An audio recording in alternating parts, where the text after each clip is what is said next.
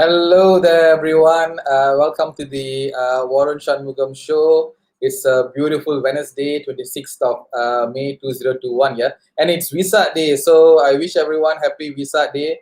Well, it's a public holiday, I can say, and also it's a time for reflection. Yes, it's a time for quiet. It's amazing how this day you have a lot of things to ponder about. Buddha did that, he did meditation, and today reflection is something that I think is very appropriate, especially for myself. Why do I say that? Because my MacBook died. Yes, it died yesterday, and therefore here I am. If you could see, the background is very different. I'm seated here in my daughter's room, using my daughter's iMac, and I have got a couple of her stuff here. I've got, there you go, Mr. Teddy here also. That is her friend, her good friend. Reflection, not because I have lost the MacBook, but more important is, can we live without technology? Yes, I think we can. There were so many things that I was doing. I was doing a lot of writing, a lot of quiet time, journaling my thoughts, and I think once in a while you need to be away from digital world, away from your laptop, your handphone, and everything else, because it brings about a lot of things that you have in your mind, your soul, and above all, the universe itself. So yeah, today is an amazing speaker that we will be having, a guest all the way from Netherlands. Her name is Edith Cassenda. She's from Holland, co-founder of the Play Project Mahavidya, and also the president of Civitas. We will tell you shortly what are those things mean. Let us, without further ado, welcome the guests. Hi there, Edith. How are you doing? Hi. Hi, Warren. Thank you for Uh, having me. Good evening.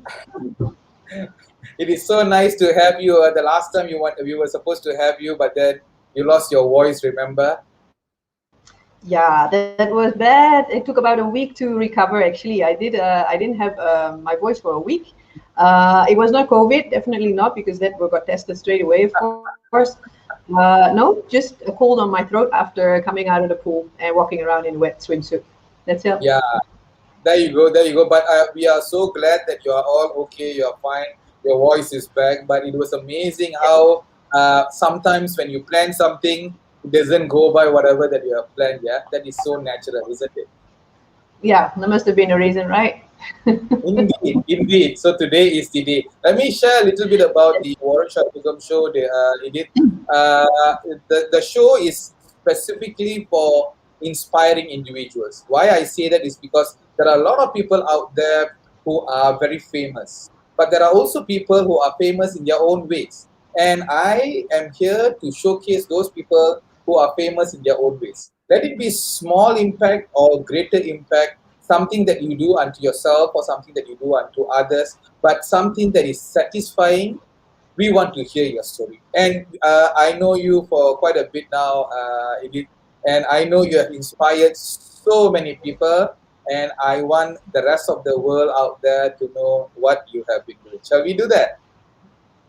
Okay. Yes. Thank All you. right, Thank good. you. I'm honored to be part of this journey. Very nice. Yes. Beautiful, beautiful. Same. The feeling is mutual. So, Edith, if I may, a lot of times, or rather all the time, whenever we have got a guest, I always ask them the first thing: childhood. How was it? So, for your case, it is more interesting because you're from a different part of the world. We want to know Hmm. whether you pretty much did the same thing that we here did. So, yeah, tell us a little bit about your childhood, your family, friends, and a little bit of your early career, if we can hear that. Over to you, Edith. Okay. Well, yeah, I'm born in Holland, in the south of Holland, where all the islands are. So one of the islands there. I have one sister and a small family, only four of us. My father is a teacher, was a maths teacher at the end of his career, and he worked with adults. And then my mother was a nurse initially. She actually was training for a nurse, then she got pregnant with me, and then she gave up her training because it was early 70s. So then at those days, when women got pregnant, they had to stop working. So she stopped doing her nursing training. And then when I was about 10, she actually did her bachelor degree in nursing in Poland while she was raising us. Um, and after that, I think when I was about 20, she started her own nursing business. So she was actually providing home service for people, for elderly people, people who came out of the hospital. So she ran a business in nursing services. So she really worked herself up because when I was little, I mean, we were very well taken care of, but we were not rich. We were very, my parents were very young when they got me. They were both only 20. Even at that time, early 70s, that was still quite young. And my father was even still in military service when my mom was pregnant. So we grew up. My parents really built themselves over the years, um, financially, but also academically. They always continued studying and yeah, and uh, broadening their horizon academically, and also providing more things for us. One of the good things that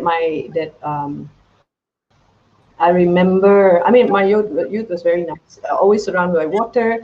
I was a competitive swimmer for most of my childhood. At one point, we had a little boat, a little sailing boat. So every summer, I mean, Dutch summers are very wet and cold most of the time. But we had a little boat, so we were sailing the lakes and the rivers there in Holland. So that's my love for water and boats and sailing and just the freedom and yeah, I have very fond memories of that. Um, then we moved to a different island, and then at one point I ended up also in nursing training.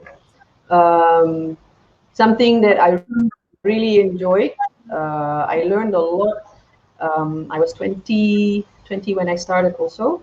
Um, and I worked, after my basic nursing training, I went to intensive care nursing training, coronary care nursing training, and later on the uh, uh, um, children's intensive care in the university hospital.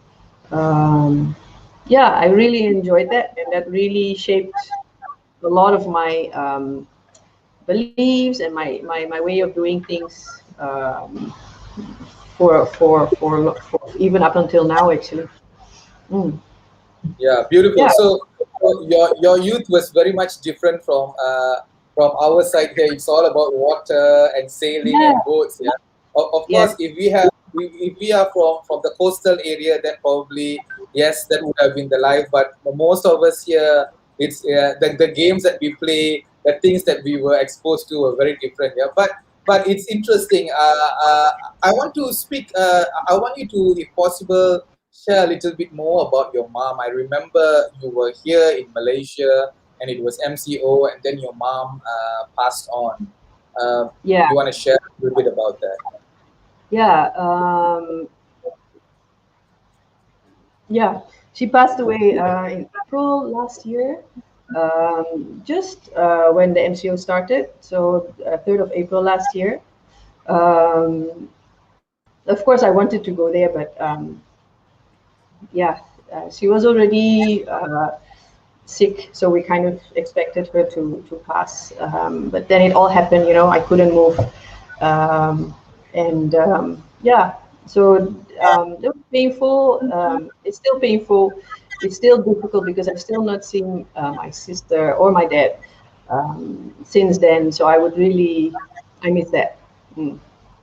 Yeah, So yeah. yeah, So it can be a bit devastating when you have got you yourself here and then you have got your loved one on the other side of the world, and then things like this Yeah. happen. It can be very difficult. But your mom tend to be someone very inspirational in your life, I'm assuming. Very important, even though, I've been living in Malaysia for about 11 years now.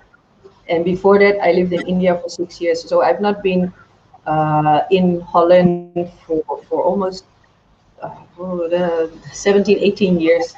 Um, so, my relationship, especially when I was very close with my mother over the years, when I move away and then you grow up as a woman, as a mother, um, because I was not living in Holland, so the relationship was a bit um, on a distant, but she was still there because she's always, especially when as a woman you become a mother, you kind of start looking at your mother in a different way. The things that she used to say, how she did things, how she didn't do things, why she did certain things. So then you kind of get a new appreciation for your mother, but also a better understanding of why your mom did things like that. So, and then especially when my daughter was growing up, when Yogesha was growing up, at times I really miss that. Um, just to have the backup from your mom. But then, I choose to move out of Holland to, go on my own journey of what I wanted to do. So yeah, then you kind of figure things Yeah. out. So I only saw her the last so many years, like once or twice a year, and then of course, you have chat times and FaceTime, but we're not. Yeah, it's different. Yeah. So yeah, I've got a couple of messages coming by here, Edith. A lot of them. Rajwin is saying hi. Lim Vitim is saying good evening. Kiran is saying good I evening. Susan is saying mothers are always our best friend. And we have got Marlene, sometimes and Marlene watching all the way from I'm Marilyn. Johor Bahru. Yeah, yeah. Nice, So nice. a lot of people are giving comments after comments. Edith, I want to know. Could you like share with us your journey, the uphill and also the downhill before coming to Malaysia? Ah, before coming to Malaysia, I lived in India for 6 years. I actually, well, how did I end up in India was because I met my husband in Holland, who was doing their workshop about sound healing and mantras, and I got really interested. And he bought a piece of land there, so and he wanted to build a temple there of the Mahavidyas. So I was really interested. I was really on my own spiritual journey into, finding my way, because I was, by that time I'd been working on the intensive care for about uh, 10 years. Mm. And when you're living or when you're working in a hospital, I mean, you see the best of people and also the worst of people. And as a nurse or as a doctor, from my case, as a nurse, um, it's yeah, it's. I mean, I really enjoyed it, but at times, as there's higher powers at times at work in a hospital. There's as a doctor or a nurse, you always try to save lives, especially when you're working on the intensive care. It's very technical, but you're limited as a person. So I was really into, okay, what I was on my spiritual quest of understanding things. Yeah. Um, so that's why I met my husband, and I ended up in India, and we built the temple there, and I really immersed myself in that culture, in Hinduism, in the mantras, in the fire rituals, and it brought me a lot of peace. It also, just living in a different culture in India, in rural India. Um, you really have to reinvent yourself, because from going to the toilet, from eating, the language, driving, everything, you have to relearn. It's like, so it humbles you a lot,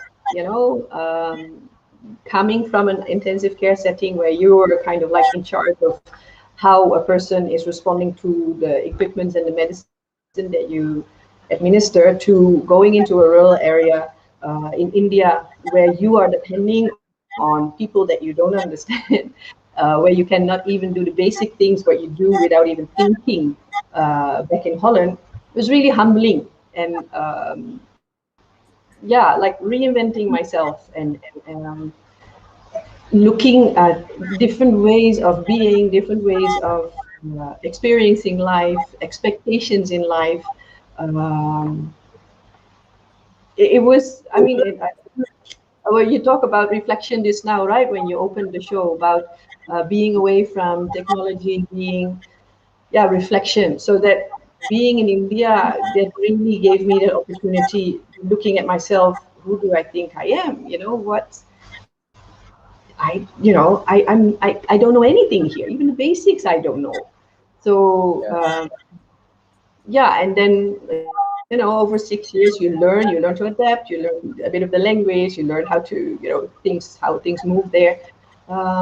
So it makes you more flexible. Exactly, right? Exactly. Yeah. So if you can see Mm. on screen, right, you have got, do I say it properly? Franz Cassandra. Frans Cassandra is my dad. I see. That's so nice. Hi there. Dad, so nice to have you there. He wrote something. What Yeah, is it that he wrote? he's very proud of me. Ah, Very proud. beautiful. Lovely Yeah. dad you have got. Yeah. So yes, indeed, should be proud of you. So on that same note, yeah, it is a Dutch experience in Malaysia. That's the title for Yeah. the evening, and it is something that most of us do not know. So, like, could you share with us this experience of yours in Malaysia, as in what you expected, and then what it turned out to be, and then some establishments that you have made. Go ahead. Okay. Well, I'd never been to Malaysia, so uh, and I learned about Malaysia when I was in primary school. Um, so and then that was 80s. Um, so the pictures in the 80s in the textbooks and what we spoke about was all about um, uh, rice fields, like kampong houses, uh, like very green, a lot of jungle. So I was like, okay. So I landed in international airport Kuala Lumpur, and then straight into Kuala Lumpur, and I was like, what? High rises, it's like I was shocked initially because this is, and being me, I didn't do my research before coming to Malaysia. I was just, so I said, okay, we go to Malaysia. So, and I was like shocked to see all the high rises and the highways in KL, and because I had this picture in my head from like 30 years back. So was, and then also coming from rural India, I've been living in rural India for 6 years, where you see there was no highways, there was nothing. So suddenly in a major, in KL, it was a big culture shock for me initially. Um, but I enjoyed it very much because I love in Malaysia. I love the greenery. I love the warmth. I love the sun, and it's actually Malaysia is very easy living. Everything is clear. Coming from India, I had the comparison of India, so that was my reference at this point. I do not reference to Holland because Holland is totally different again. But in comparison to India, Malaysia was such a relief to be in because everything was clean. It was yeah. So there was a culture shock, but also I really enjoyed it. Indeed. I think you're not Everybody alone. talks English. Most people speak English, so that was also a relief for me. Yeah, exactly, right. Yeah, there were many of times, a lot of even my friends, when they come by Malaysia, their perception is always houses on the tree, people are still not civilized. They are not, much sophisticated. Technology is a no-no. Wi-Fi is a no-no. But when they come here, they see high-rise buildings, loads of technology, and things are very different. Pretty much what Yeah. you can get everywhere else, you can get it here. So Yes, yeah, exactly. they are taken aback.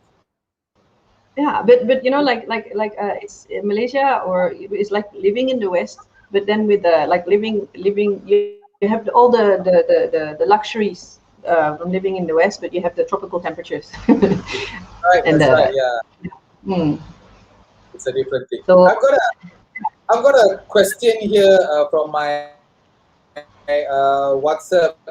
If I may ask you, Edith. Someone is asking how many years now you have been in Malaysia, and what do you like most in Malaysia? Can you tell?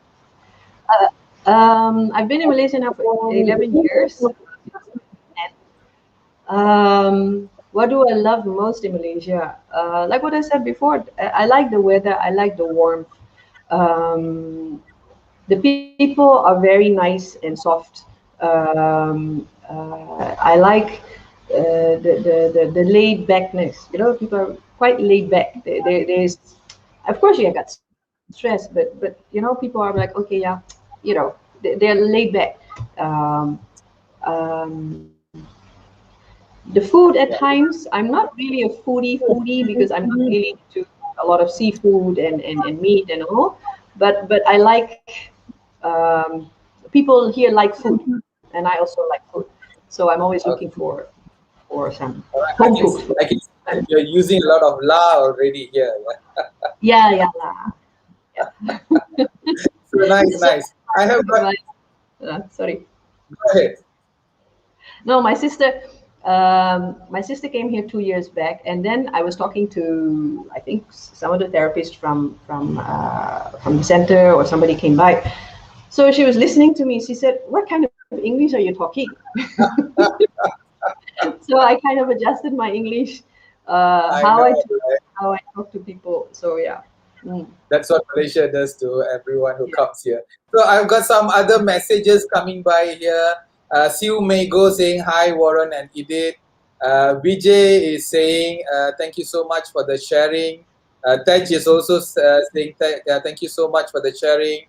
Then we have got Maggie Chong, nice climate. Yes, indeed. Yeah, and many more messages. Edith, if I may ask, tell us a little bit about this play project Mahavidya. Can you? Okay. Play Project Mahavidya is a therapy center for children with special needs here in Seremban. What does Mahavidya means, by Um, Mahavidya means highest knowledge.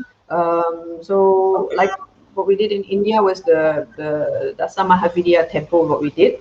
So Mahavidya is Okay. basically highest knowledge is Maha, and Vidya is knowledge. So basically Oh, we added that because highest is with the kids. Kids.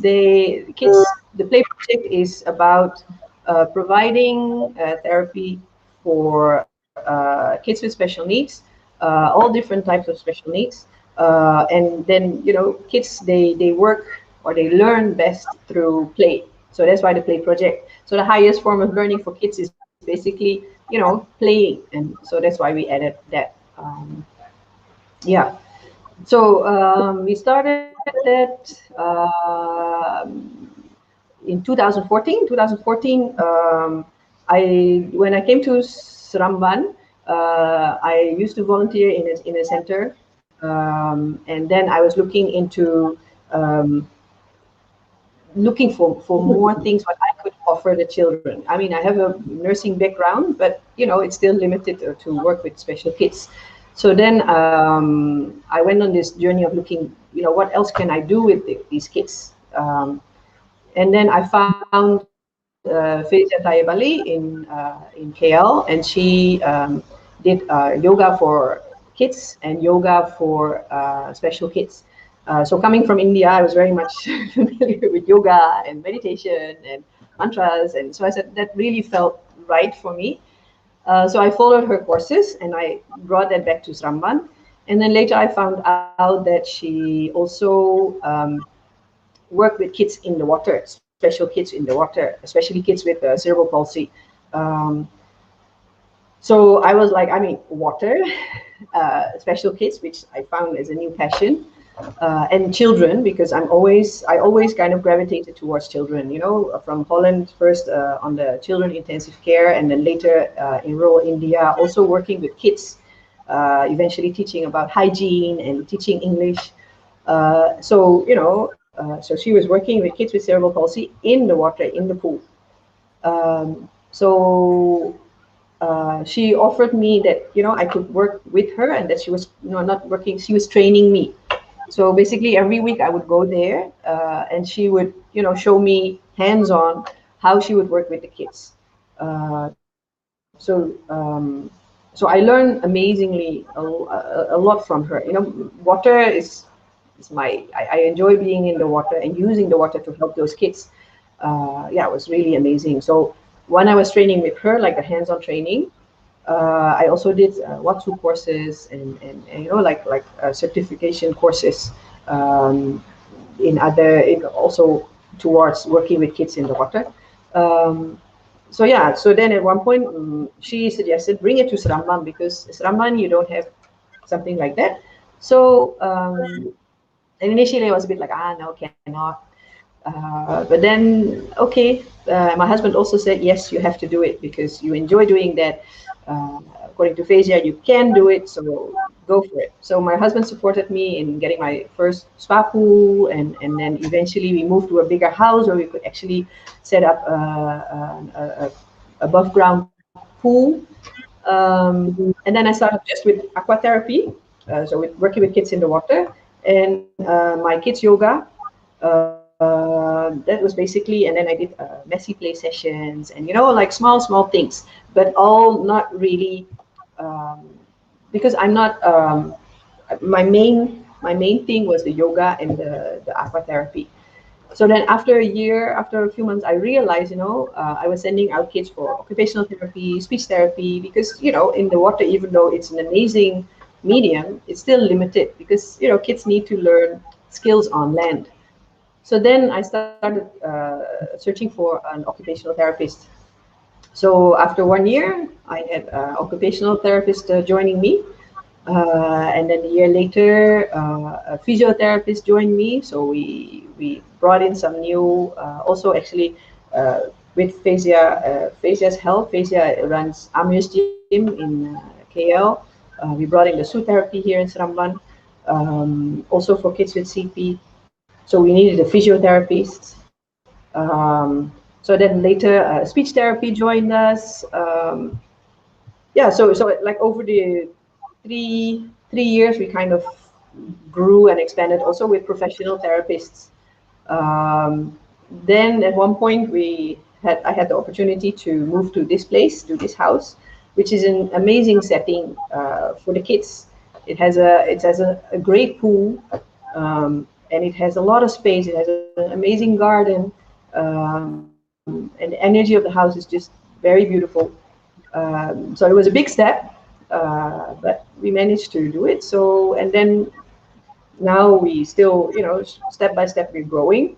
And then because of MCO and everything, we go a few steps back, then we go forward Yeah, again, then yeah, we go a few steps back. exactly. So, But I think at the moment, that's for everybody. So it's like that. so And yeah.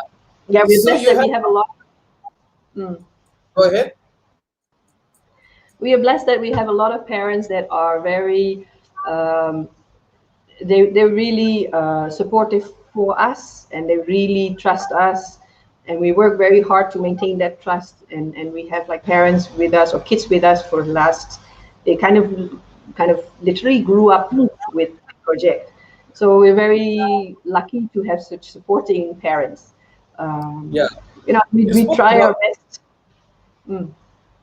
yeah, you try your best. We try our best to provide the best to our knowledge and our skills for the kids. So yeah so yeah it's great to Amazing, see the kids progress. amazing, That's really. amazing. Mm. You spoke about the spa pool and the aqua therapy. How much is it helping these kids? How much is it helping these kids? How much is it? Is it helping in any It helps ways? a If lot. yes, how is it helping? How is it helping? The water is an amazing medium to work with kids. Many kids, they love water. If you talk about kids with autism, if you talk about kids with cerebral palsy or any syndromes, most kids, they love water. So it's always an excitement already. They already, if they enjoy water, if they like water, they're already excited to go into the pool, or they want to be playing with water. Um, so they're already more willing to listen to you and learn from you and do things with you. So basically you need to use the water in order to teach them things, but also to give them a good time, and that they don't know that it's therapy. Because a lot of times, when kids come for occupational therapy, it's hard. The kids really have to work hard. As a lot of times when they go into the pool, because they go in the water, they associate it with play. um, they don't see it as therapy. So they're more relaxed, so with kids with autism, there's a lot of sensory work that you can do in the water with those kids, because it's the visual aspect, it's the tactile aspect, it's the proprioceptive, it's the vestibular. You can cover all of it. So you see kids actually improve in their motor planning. You see kids increase in their vestibular, improve in their vestibular and in their proprioceptive, in what they can do with their body. The sensory might, balance out a bit better. And because they're happy, because they play with water, so they're more receptive to what you're, more willing to try, to challenge themselves a bit, and to go for it.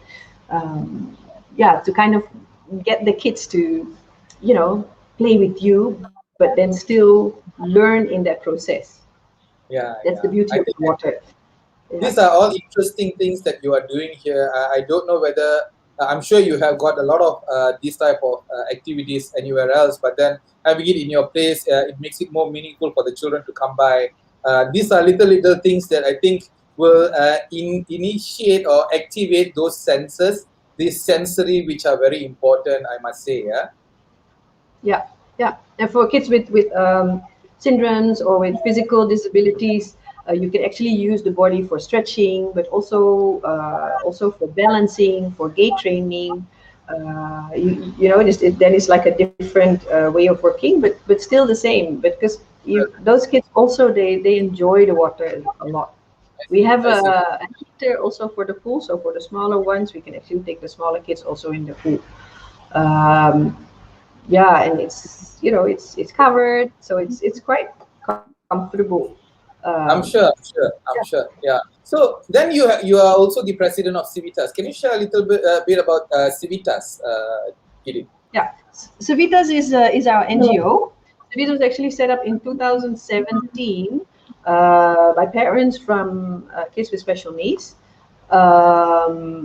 because you know running a therapy center, um, therapy, I mean, it's a private center, so it's costly for parents, and at times, parent or kids, they lose out on therapy hours because parents just don't have the budget. So that's why I was thinking, we start an NGO, and if that NGO generates money, then we can actually sponsor therapy sessions for parents who cannot afford it, or at least cannot afford everything. Um, so we got together, and luckily I was able to create, with the help of Dr. Yi from Malacca. He was there as well to support us to create the initial Civitas committee. And what we've been doing so far is creating awareness events, because being in Malaysia, special needs is still, you're a lot of parents are afraid to come forward with their child with special needs. Um, it's culture, it's shame, it's a lot of things that from my Western perspective is, it doesn't need to be like that. So what we as the leaders think is, like, if we create awareness about special needs, that it's okay, that you're not alone, that there's so many things out there for you to help your child, to help your family. Then people might come and basically find the right therapies for their children. So we've done awareness events. Um, we started before in 2019. We actually had a small cafe in this house, which was run by young adults with special needs. So they were actually trained to do some to cook some items there, and then also to serve out. So there's like from because kids with special needs, when they're small you go for therapy, and but then when they grow up, when they're 14, 15, 16, 17, what do you have to do? So then you go into vocational training, and vocational work, because they need something. They have to, yeah, they need something to do. They need to at least have that they can be part of the society, that they can be more independent. Because one of the main fears that parents have with kids with special needs are, okay, what will happen to my child if I'm no longer here? How, yeah, where will they go? Who will take care of them? Who will understand them? So of course, therapy is one, when you early intervention, when you start from young, you can kind of build a child up. But then at one point, so that's why Civitas is now working towards creating a vocational center. At the moment, we are working on setting up an IT lab with some major names. So that's very exciting. It's still a bit, it's still in the process, so I can't say too much, but we're very excited about that. That will be the first step in creating the vocational center. So basically, then you work with kids that are able to learn IT skills, and then maybe eventually, provide for themselves. Have a job. In the West, there's actually companies that hire kids with autism to do certain things, because they're very, their thinking is very specific, which can actually be very beneficial for a company to hire those young adults with autism who can do that much more efficient than typical people can. So that's what we're trying to do. So let's see All how. right. Exactly. So indeed, Yeah. these messages are coming by. Yeah. Lim Witim says you are doing great work with the special needs children. Indeed, yes, she I'm is not so the only right. one, because I have a great team behind me.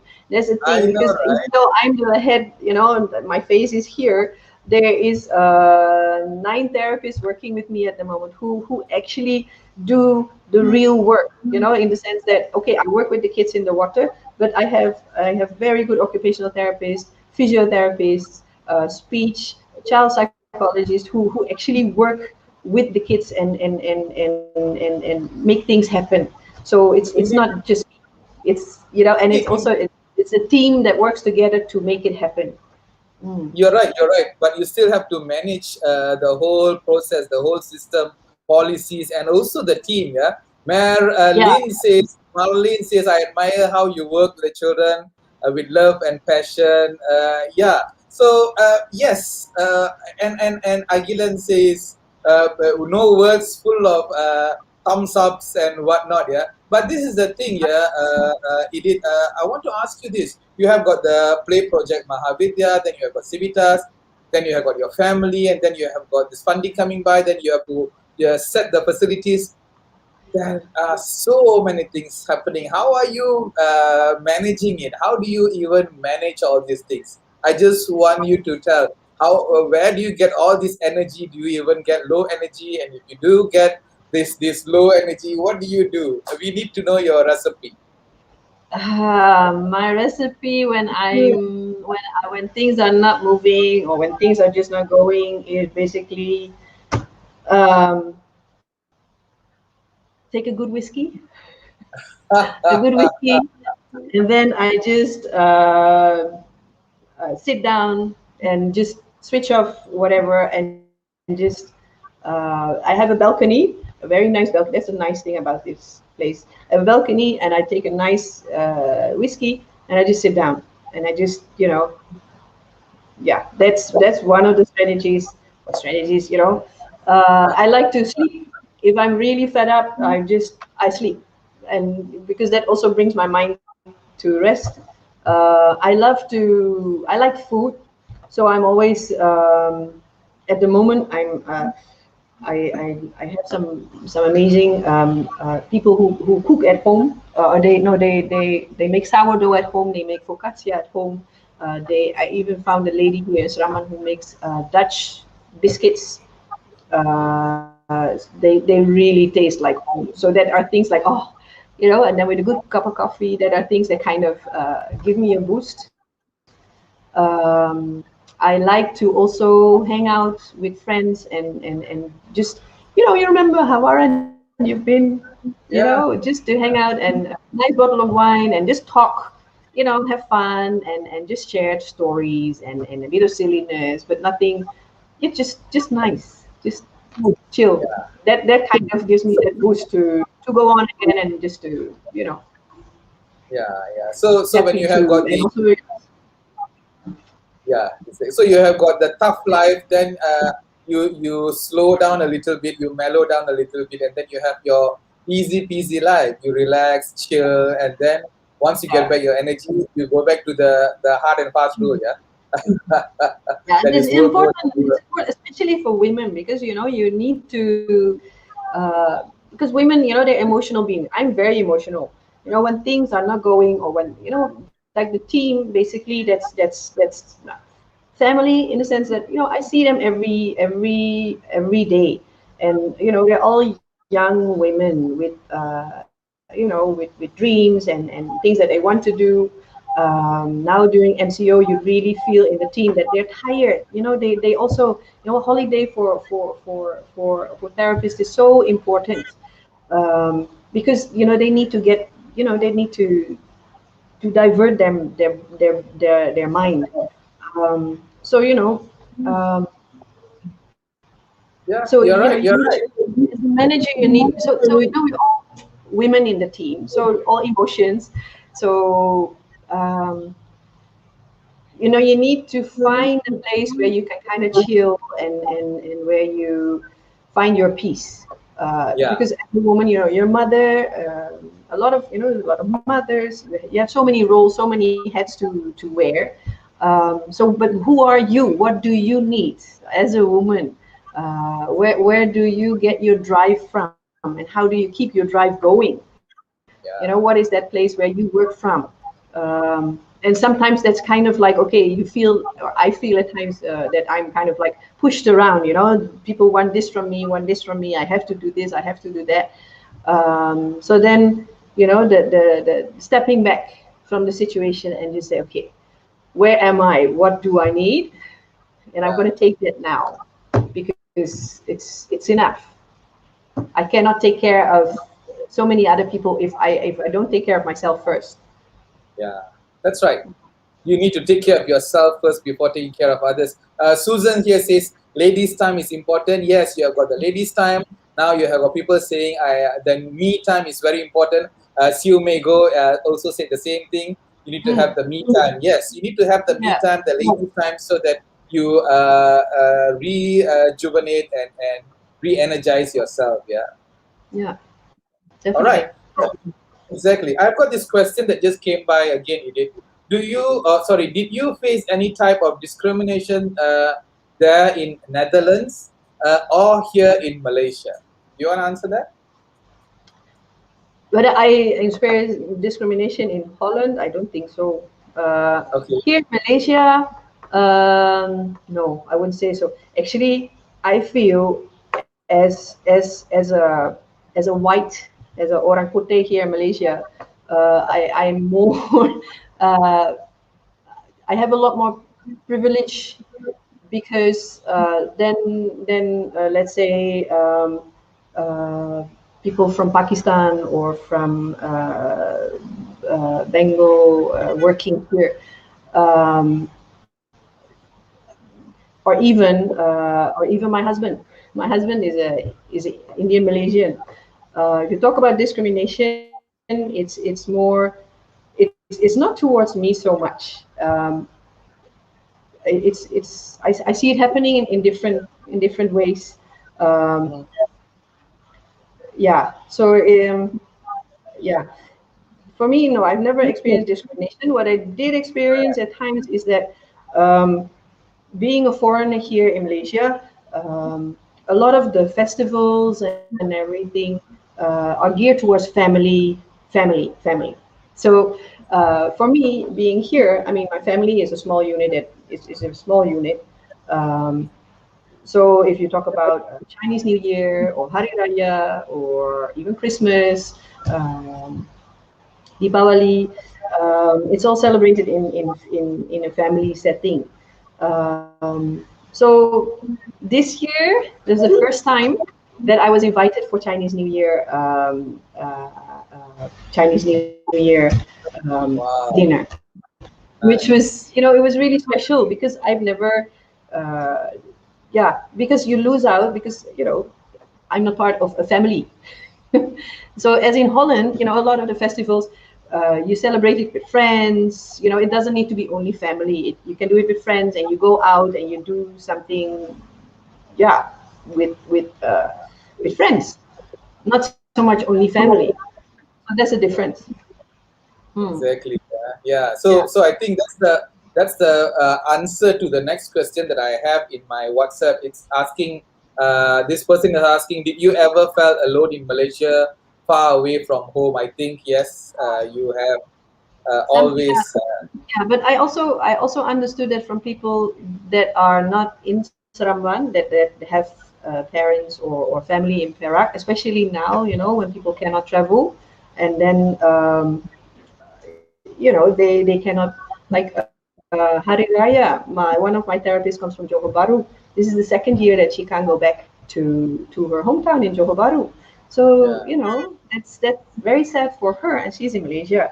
So last year we actually did a Hari Raya celebration here in the center with the therapists, and then this year we did Buka Puasa with the team. Basically Wow. to support her to, it's not the same as being with family, but yeah, we do what's necessary at the moment. So Yes. everybody, there's so many stories like that at the moment. Mm. Yeah, you're right. You're right. It is sometimes even with people crowding. You have got a big family. You can still be alone. Yeah, you can still feel alone. Mm. So Yeah. yeah, feeling is something that you need to fulfill, and how you fulfill by helping each other, by helping people, doing service, and do whatever that you know best. I guess Yeah, it is. yeah. I mean, First, working in projects give me a lot of yeah, being of service, being seeing kids progress, seeing the happiness of parents that they actually realize, hey, my child can do this, or we can do this. That gives, as a team, and for me, that gives a lot of satisfaction and a lot of fulfillment in, okay, what we're doing here is right. We make a change in families' life. So it's very important to keep the yeah, motivation going. I guess so. You're right. You're Mm. right. Edith, what's your best moment in life or moments? Best If you, moments in life. Best moments in life. In the past, or just something that I would like to do? anything, something, probably in the past one, and then something that you would like to do. Let's have both. Yeah, my best moments. There's like it can basically the simple things of life. You know what I just described, when I have a good evening where I have good talks with people, where it's relaxed, where I can really be myself, where nobody is kind of pulling on me, and when it's really like there's like a nice flow of friendliness going around. Those are great times. Another great time I remember was when I went on a holiday with my sister to Greece, when I was 20 something. That was that was an experience, and that was one of the yeah, one of the, like a sister bonding thing, um, where, yeah, it was a good time in my life. Yeah, But I'm sure. there's so many good times in my life. When I say that my daughter is happy, or that my husband is healthy, That also is, the appreciation of everything that you have, that to be happy with that. That also, if you focus on the things that you don't have, that you can't do, I can't go there, I can't go home, I can't do this, then everything becomes very negative. But if you take it to okay, but what do I have? We're healthy, we are comfortable, I have a roof above my head, and we're healthy. That's so important. Yeah. So bring it back to the simple things, and then you can enjoy every moment of your life. Very nicely said. Very nicely said. On that same note, Edith, Cassandra, to the ladies out there, to the many women out there, is there any message that you want to share to them? What I want to share, um, Yeah. mainly take care of yourself first. I see a lot of people here, sometimes on Facebook, women who, like what I said earlier on, um, women who are so pressured by society to do certain things, to be a certain person, or to present themselves in a certain way, you know, or to have something achieved at a certain age. Um, it's not important what society expects from you, in the sense that, initially you have to be happy with who you are and what you're doing at this particular moment, because that moment is all what you have. um, so, and it's your life, you have to agree to what you're doing, and you have to be happy with it and fulfilled. um, if it's not exactly what society expects you to do, it's like you have to have a house when you're 30, and you have to have a child when you're this age, and you have to have this. It's also a lot of pressure. But do you really want that? And where does it lead you to? Um, as a woman, again, you're an emotional being, so you have to really tap into these emotions, those feelings, because as a woman, you have a very strong intuition, you have a strong gut feeling. So you have to try to connect with that, and then say, okay, this is who I am, this is what I want, um, this is what I'm going to do, and be independent from from others, be independent from, love them, love your family, of course. You have to respect them, you have to, give them your love, and but be independent, in the sense that be your own person. Don't live the life somebody else wants you to live. It's your life. Very nice. Very nice. Very nice. It is very nicely said. Thank you so very much for doing this. Yeah. Thank you for appearing live and sharing your stories, your knowledge, and also the many works that you do with those lovely kids and helping the parents in many ways. I think you're doing a wonderful job there. Thank you so much, Idiot, and Pleasure. we wish you well. Pleasure. Henry, thank you so much. Thank Yeah. you So for having me. It was really very nice. It was really good. likewise. Likewise, thank you so much. Ladies and gentlemen, there you go. You can do whatever you want if only your mind says so. The question that you need to ask yourself is whether you want it or you don't want it. Yes or no. It is all in your hands. Answers are there. Do what you think you can do best, because believe me, I am more than I think. And likewise, you are more than what you think you are. Just do it. Just do it, and you will see you can do so much. There is this thing called limiting beliefs, where you think that this is all that is that you can do. These are your boundaries. Guess what? You can do so many things. Just continue doing. If Edith can do it all the way from Netherlands, every one of you can do it. Just put a little bit of passion and you'll be there. So, ladies and gentlemen, once again, thank you so much. I shall see you next Wednesday, same time. Bye bye. Bye, Edith. Bye. See ya. Bye.